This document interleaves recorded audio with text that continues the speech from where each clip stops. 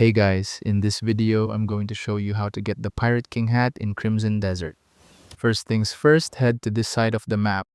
This is directly south of the city of Hernand and we want to be standing on this cliff. Now, the location of the treasure is inside that ship. There's a boat over in that direction that you can ride and travel towards the ship, but I find doing the extended flight bug way easier. From here, we're going to fly to that rock hill over there.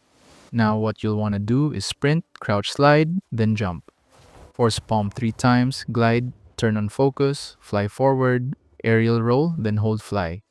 Do not deactivate focus mode because for some reason this reduces the stamina consumption during flight but extends our travel distance. Once we land here, do the same thing again towards the ship.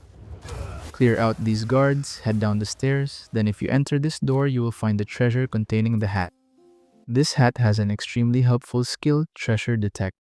The feather on the top of the hat will glow if a treasure is near you. This is the perfect hat for exploration, especially when you're looking for gears in the continent of Pywell. And that is how to get the Pirate King hat in Crimson Desert.